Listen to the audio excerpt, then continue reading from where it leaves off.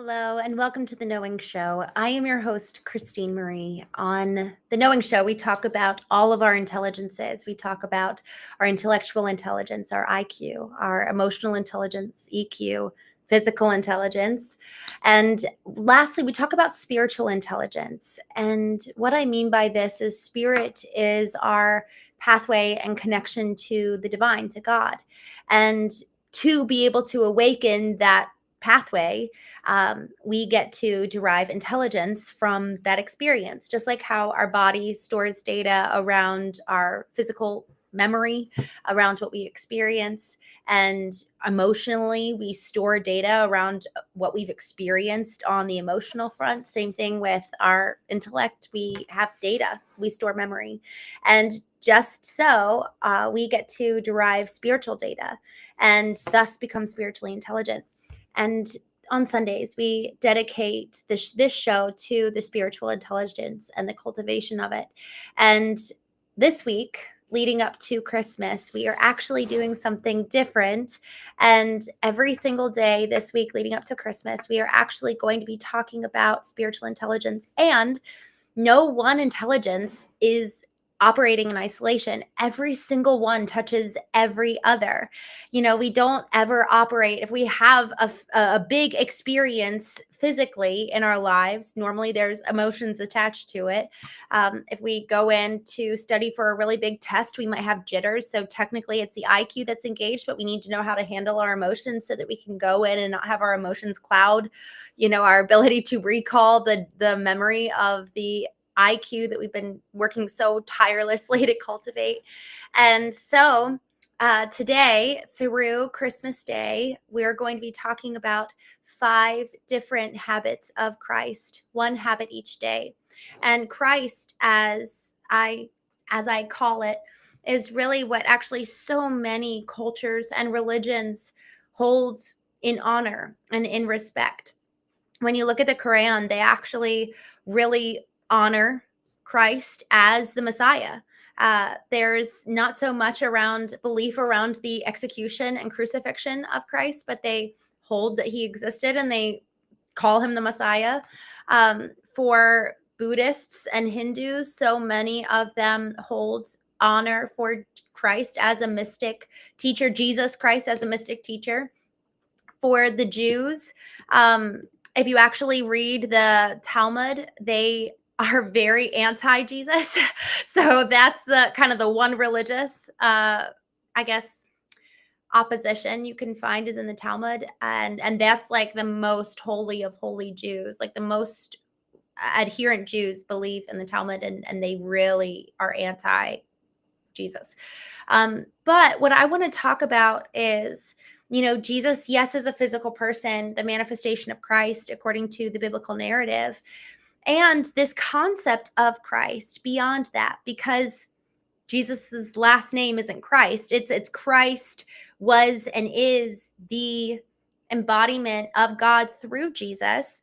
And so we're going to study how Christ looks and feels and acts by way of Jesus's life and some of the core practices that he lived out and embodied based on core principles. But Christ is, and there's a biblical verse that says Christ is in all and he has been before all time. So Jesus is the embodiment of Christ, but Christ always has been. And I really was leaning into this last year, and it blew my mind. It's like when we put God in a box and then all of a sudden the lid of the box blows open and we're like, oh my gosh, so cool. And Christ is so much bigger than the person of Jesus. And when we really allow for Christ to be in all and through all and by all, it's like, whoa, he's so big and magnanimous, and I can't even begin to comprehend him. So that's why we're focusing on the manifestation of Christ through Jesus, because there's something really, I just feel this sense of compassion. Like we get, it's like a sigh of relief. We get access to what does it look like to have Christ, this eminent, massive, beautiful being residing within me. What does it look like to actually live accordingly? And thank God there is a representation through the biblical narrative of what's possible for you and me if Christ is to be alive and awakened within us. And there's 5 different core principles and thus practices that we're going to talk about over the next 5 days, one each day. And today we are focusing on my favorite. We are focusing on the practice and the principle. Jesus and I'm going to use Christ and Jesus interchangeably throughout this conversation, just to be clear. Really, there's something about the dedication that Jesus in the flesh, Christ manifested, the manifestation in the physical realm around identifying the honor and precious being and relationship with the Father, with God, the divine, that is to be holy and sacred, set apart. There's multiple verses throughout the biblical story around Jesus where it was said that he would pull aside, he would wake early, go in and spend time with his Father. And after that, consequently, there were many times throughout his day. So after the morning, after he'd pull aside and spend time with his Father in prayer, throughout the day, he would say, I only do what I see my Father doing. But he had to first see what his Father was doing in order to then do it. The doing is a direct ramification of the being present in the presence of God. And so when it comes to the principle that we're really going to be diving into tonight, it's a principle of being, and then the practice of that as it is embodied by Jesus is the pulling aside, is the prayer, is the dedicated alone space and time to exist and commune with the divine, with the Father. And there's so much that happens in that space, so much that frankly we don't know much about in terms of the specific story of Jesus. So I'm going to pull a little bit from my experience of working with different executives that has really brought so much more depth to the practice and implementation of this principle of being, taking time to be, exist in the presence of the divine, to allow for that spiritual pathway to be activated, to receive spiritual data around what is the will of God. Let me go do and activate the will of God, but it's a flowing down and in and then through. Oh man, this is so exciting. I just remembered. So in Knowing, my book, it's going to be coming out hopefully in the spring. And frankly, it's ready almost now. But it's going to be coming out in the spring. I just had an idea. I'm not going to tell you, but I'll tell you. Maybe I'll tell you Christmas Day. This is so fun. I'm going to tell you Christmas Day. I was writing, and there was this beautiful quote from Viktor Frankl. Actually, a dear friend of mine, Henry Sims, posted just the other week around how he's reading Man's Search for Meaning, and he tagged myself and a dear friend of ours, 𝐻𝐚, and just said, these two friends have recommended I read this book separately. I had no idea 𝐻𝐚 recommended it to him. Y'all, read Man's Search for Meaning, especially as you're looking ahead at 2026 and you're like, what? Like this mammoth 365 days. What am I supposed to do? What am I called to? I don't know. That is such a good place to start. I'm going to read this quote. I didn't have it pulled up, so bear with me while I grab it. Man, y'all. Okay. Tilly Grosser was his wife, and Viktor Frankl was taken to a concentration camp, as was she. And they were separated, and she was murdered in the gas chambers. And throughout his time, more and more people close to him died violently. And there's many quotes and notable lessons just etched in that book, etched in the pages of his pain. It's a breathtaking book. And what I'm looking for, I just want to see if I can find it quickly. Okay. After losing his wife. Oh, so powerful. So this is it. He says, a thought transfixed me. For the first time in my life, I saw the truth as it is set into song by so many poets, proclaimed as the final wisdom by so many thinkers, the truth that love is the ultimate and highest goal to which a man can aspire. Then I grasped the meaning of the greatest secret that human poetry and human thought and belief have to impart. The salvation of human is through love and in love. I understood how a man could have nothing left in the world and still may know bliss, be it only for a brief moment, in the contemplation of his beloved, in the position of utter desolation, when a man cannot express himself in positive action, when his only achievement may consist in enduring his suffering in a right and most honorable way. In such a position, man can, through loving contemplation, if the image he carries of his beloved, achieve fulfillment. For the first time in my life, I was able to understand the meaning of the words, "The angels are lost in perpetual contemplation of an infinite glory." Y'all, he likens the love for his wife to the angels contemplating the glory of God. And the part that I actually thought of, this is what inspired me to read this to you. He has this awakening here in this moment. Then I grasped the meaning of the greatest secret that human poetry and human thought and belief could have to impart. The salvation of humanity is through love and in love. So through love is something derived from within coming out.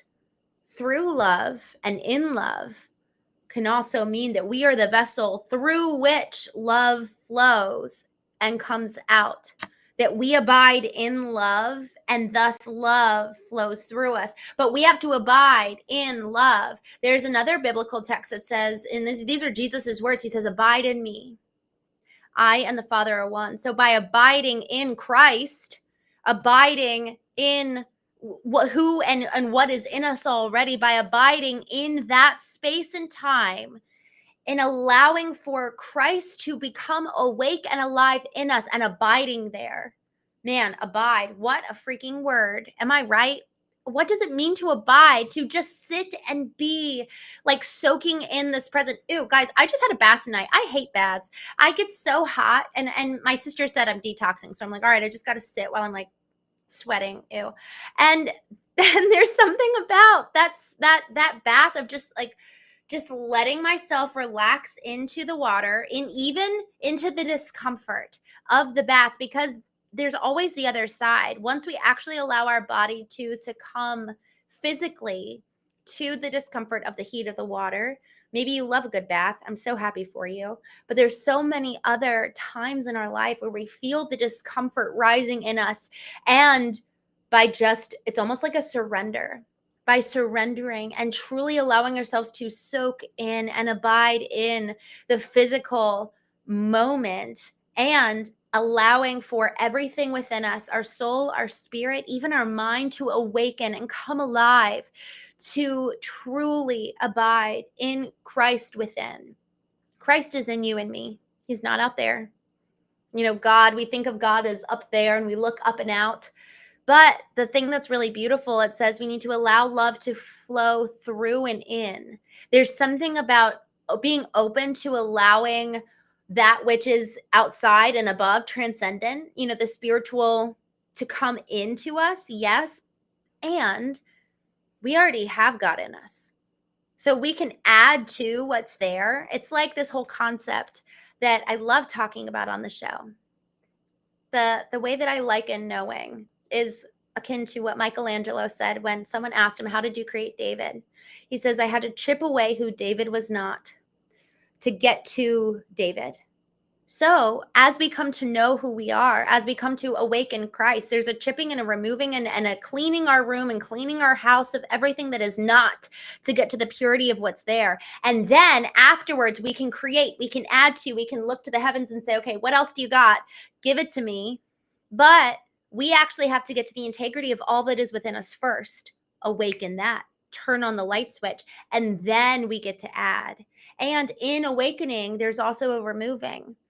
There are so many preconceived notions that were handed to us, we inherited by watching other people, listening to parents fighting, listening to the pastor stand on stage, share his spiel on Sundays, by even our friends sharing what they think.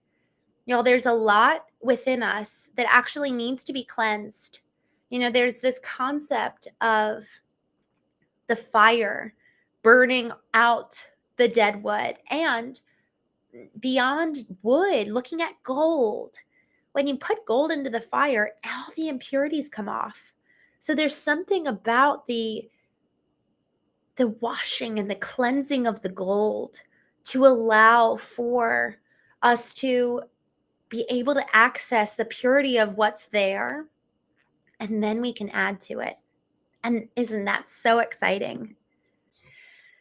So, so what does abiding look like? What does it look like to exist? Honestly, for most of us, it might start with the feeling of discomfort at first. It's not easy to sit and be quiet. It's not easy to abide. It's not easy to be.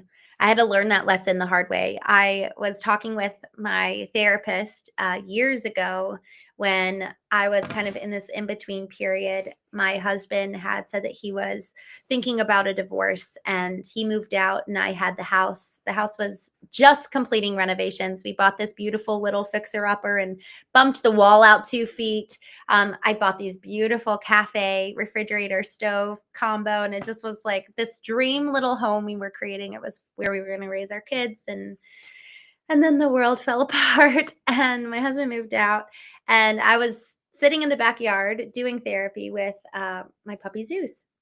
And y'all, it was so interesting. My therapist said, "Christine, I think you need to learn how to be." So I picked up my notepad and my pencil. Pencils take way better notes, by the way, than pens. And I was like, all right, what are 3 to 5 ways that I can be?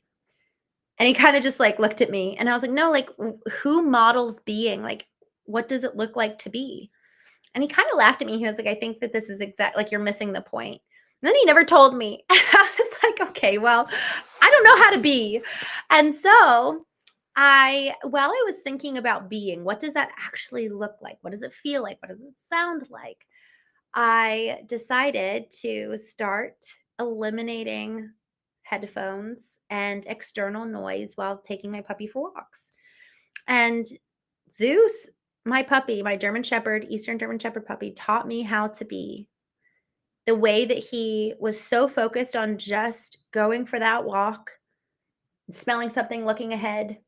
He was so present. He was not worried about anything. He was just solely present in the moment and having the best time. While I would do my therapy calls, he would chase bees, like try to catch them in his mouth. It was very foolish. And he just had the best time. And I just loved watching this little animal with the simplicity of being. And, we see it in children. They're just being, and they're curious too. So there's something really beautiful about the presence of being, of just looking at what's right in front of you, being of such state of mind that all of a sudden you can hear the air conditioner. All of a sudden you start to feel the breeze in your face. All of a sudden you see the clouds race across the sky. All of a sudden you feel your hand, and you look down at your hand, and it's like, oh my gosh, you're part of me. When's the last time we actually truly were present to that extent, to that point? And I really learned being by way of eliminating the noise, by way of eliminating the external inputs, taking out my headphones, pausing podcasts, pausing audiobooks, and just being in nature, being alone, being in quiet. And with each one of those, being in nature, being alone, being in quiet, each one of those, there's actually an initial discomfort that we do have to get through. And, there's the discomfort that usually rises within us around the urge to reach for our phone, the urge to do something, because, and this is where we have to ask why. Why do I feel that urge? Because y'all, if we don't actually ask why, we might miss out on some of the blocks that could forever get us to the point of really being able to be present. for so many of us, there are literal blocks keeping us and preventing us from the ability to kind of lean in and grow and take on that next step. It's like taking the next step up the mountain. So if we want to be, and we've only ever been doers, well, we have to cultivate that muscle and actually step up the mountain. And that requires a new set of muscles. It requires a new set of skills. But if I'm looking up the mountain and I see the next step and there's a massive block and there's a big red sign saying, don't go here, it only makes sense that you and I should examine the sign and make sure that we're not heading towards dangerous territory. The reason why that sign is there, very much metaphorically speaking, is because you and I have a set of stories around why being is not safe. Our body, our mind, our spirit, and our soul all contain various stories about why doing is of such great value. For me, I really attributed my value and my worth to what I did. So the thought of doing nothing sounded awful because suddenly I'm worthless. And who wants to be worthless? When when we start thinking about being, our body actually can start going into fight, freeze, flight, or fawn. Like our survival instincts can kick in at the thought of being worthless. Because, like it or not, you and I are made for connection. We're made for love. We're made to belong. And so, at the thought of not belonging, right, not being worthy, and we have found, okay, so if doing equates to worthiness, what does that give you? How does doing meet a need for us? So we have to ask why of the discomfort that we feel in that roadblock. Why is it there? What need is it meeting in you and I? That's so important because this whole concept of worthiness, for so many of us, it actually, for me at least, it's actually felt like pride to want to be worthy. It's felt like ego. It's felt like, there's so many narratives for that too. So there's all these sub roots. Like when you think about the trunk of a tree is like, okay, this is kind of what's visible. This is what we can see. But then underneath, when we really start pulling back the curtain, all of a sudden there's all these tendrils and all these different reasons. And I'm so sorry. I've been sick. I just had to sneeze. Y'all, there's so many stories there. And so as you think about being, and as you think about taking and setting aside time to sit in the quiet, what comes up for you in your body, in your mind, in your spirit, and in your soul? There's narratives for each one of us. And so that's first. We actually have to kind of conquer the block and what's getting us from taking that next step. Okay, so when we take that next step, what does that actually look like? What are some practices that will help this principle of being and also start to retrain our neurology and our psychology that, okay, being is safe. We have to rewire, like literally rewire patterns, rewire the way our brain has been functioning and firing over the last 3, 4, 5 decades. So, with that, what are some practices that we can start moving into? Y'all, it is a wild thing how much we need to get our body into agreement with what it is that we're trying to do. Our body keeps a score. Bessel van der Kolk is the psychologist who actually coined the term PTSD, post-traumatic stress disorder. And he wrote an entire book chock full of examples of so many people, war veterans to mothers, and everybody in between who went through a traumatic experience and their body remembers. So if we want to get to that next step, we actually need to include the training of our physical body as a part of the process to be able to sit in silence or sit in isolation or be outside in nature with no inputs. There's a training of the body. So there's 5 different steps that I go through to really be. And the first 3 are what we're going to talk about, but it follows the acronym ALIGN, ALIGN. A is awakening. awaken the body. And when it comes to awakening the body, there's something about attending to it. Like, just how are we doing? How am I feeling? And to get our body to kind of move away from that place of fight, flight, freeze, or fawn, like all of a sudden we're moving into survival mode at the thought of being. So if we were to actually bring our body into stasis and calm it down, there's a couple different ways to do that through breathing exercises. And what I'm actually going to do is I'm going to look up a couple YouTube videos and I'll link them here so that you could actually move through some of these deep breathing exercises. I actually did a version of this on the Knowing Show with someone a couple months ago, actually my brother. And we need to get our body to a place of stasis if we ever want to introduce a new concept. Y'all, we cannot biologically, neurologically, that's a great word.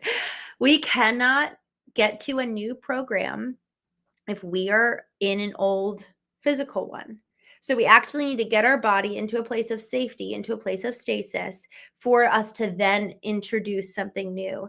Our body has old programs and old patterns that so often are akin to those survival instincts. You know, we're our chests tightens and we're breathing quickly and we need to actually slow it all down. So I will include some breathing exercises, but align is awakening the body, getting the body to a place of peace through, I love deep breathing.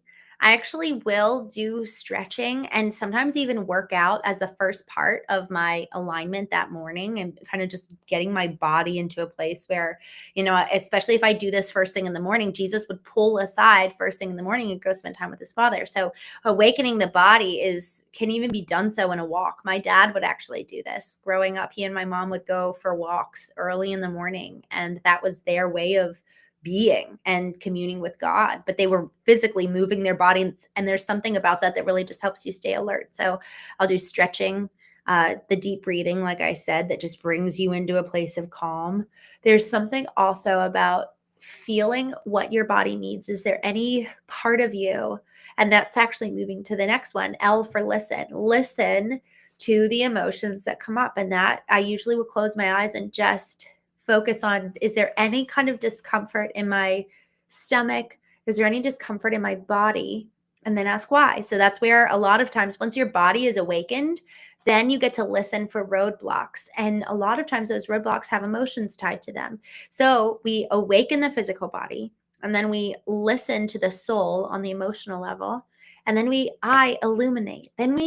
Okay, once we've kind of cleaned house, we're awake, we're present, we're calm. We've tended to our emotions. Now we're going to illuminate the truth. What is true on a spiritual front? What is true about me? What is true about my life? What is true about my purpose? And that's usually where I will actually incorporate reading my eulogy. I have my eulogy written out, and reading that, man, that is true. That is who I want to be. And I speak that out, even though I might not be all those things yet, but I illuminate the truth in some form or another. I might read a scripture, A Course in Miracles. I love that book. And so that's kind of my time to read and really feed my spirit, you know, and remind myself of truth. There's this practice that I really like with A Course in Miracles. They will have a daily text that you will read. It's a little lesson. And then you literally set a timer on your phone every hour, every half hour. It will go off with that text reminding you. And I actually have a few ones here from, gosh, I actually haven't done it in a little bit. So my goal is to get back into this in the new year. So I have like 5 different ones here. All right. One, I walk with God in perfect holiness. Another is, God is but love, and therefore so am I. The power of decision is my own today. I love that one. I have a function God would have me fill. So these are all saved. Aren't these beautiful? Like, just quick little reminders. This is what's true. And then taking it with you throughout the day. I love that. And then, so A, awaken your body. L, listen to your emotions, to your soul. I, illuminate your spirit by speaking the truth. G, grow. And this is why I said I'm just going to focus on the 3, but I'll share the last 2. Grow is, I will usually at a knowing retreat, where we'll have 8 to 10 different executives come, sometimes smaller. We've done men's only and women's only groups where there's about 5 of us, and it's so intense and so wonderful.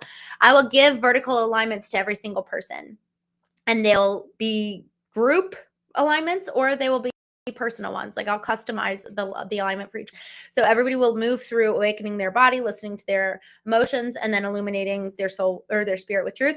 And then I will give them a very specific growth prompt based on what I know of them, where they're trying to heal or where they're trying to specifically grow. And then that looks really like doing the deep inner work. It's like, okay, what's a story for me? What's a moment? Why am I acting this way? Why am I responding this way? What's something that happened yesterday that's just really upsetting for me? And so every single morning allows for me to effectively reconcile the day before and as much of the past as I need to, so that this present moment and the rest of the day hereafter, I'm free. Nothing's holding me back. And like Jesus says, we know the will of the Father. We need to do this check-in every morning, not just with ourselves. This is why we awaken and illuminate the truth of like, what is your will for today? Because N is navigate. How everything that I've experienced here, because the more that we're journaling and really, yes, pouring out and offering up things that could very well be keeping us stuck from the past.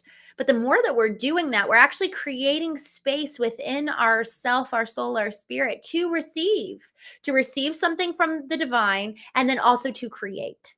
And so with navigation, and this is the time to chart out, how will I actually apply this today? Y'all, this has happened to me countless times, where in my alignment, in my time every single morning to align all of me, within hours, I need what I just read. I need what I just studied. I need to actually put into practice that which I just learned. And so every single day is a training ground for the application of that pursuit, of effectively the pursuit of being, and then translating it into how we live life. It impacts not just how we show up for ourselves, but the way we show up for our employees, the way we show up for our customers.